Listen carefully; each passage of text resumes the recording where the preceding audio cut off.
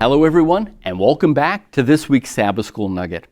Now, before we begin, I just want to say thank you to Seth for walking us through last week's lesson, Seeing the Goldsmith's Face. This week's lesson is entitled Extreme Heat, and this week we're going to be talking about some very difficult situations God's people sometimes find themselves in. Our memory text for this week comes from a well-known Bible passage. It's Isaiah 53 and 10. Yet it pleased the Lord to bruise him, he has put him to grief. When you make his soul an offering for sin, he shall see his seed. He shall prolong his days, and the pleasure of the Lord shall prosper in his hand. This is the point the author is wanting to draw out from this week's lesson, that when bad things, horrible things happen, sometimes we are like C.S. Lewis, who deeply grieved the death of his wife. And this is what Lewis said.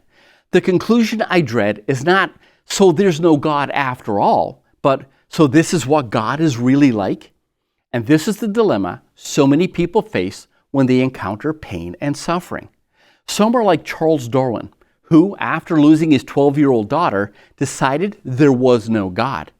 Then you have others who conclude that God is a monster, and as such they want nothing to do with him.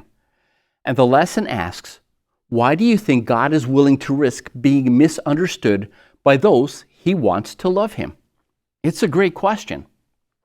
Sunday's lesson brings us to Abraham. So we get into this story, and here we have God asking Abraham to do something no parent should be asked to do, to sacrifice one of your children. As the lesson pointed out, the idea is revolting and it goes against everything we know to be right. So why would God ask such a test of Abraham? Actually, if you read patriarchs and prophets, it was because of something Satan had accused Abraham of. Look at this.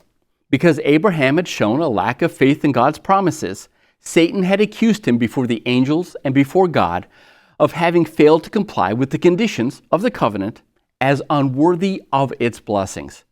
God desired to prove the loyalty of his servant before all heaven, to demonstrate that nothing less than perfect obedience can be accepted, and to open more fully before them the plan of salvation. Do you see what God is doing in this story? Satan wants to stop God from blessing Abraham, and he points to Abraham's past lack of faith as a reason to stop the blessing. But God knows that by now that Abraham's faith in God is so absolute that God could ask Abraham to offer up Isaac, and by faith, Abraham would do it. And sure enough, Scripture tells us that Abraham was willing to comply because he had a promise from God. And Abraham reasoned that if he sacrificed Isaac, then God would have to raise Isaac from the dead in order to keep his word. Abraham believed in what he knew to be true about God, and that was the very thing that empowered him to endure this extreme heat. Well, that was our nugget for today. Again, please get into your lesson. God bless. I'll see you tomorrow.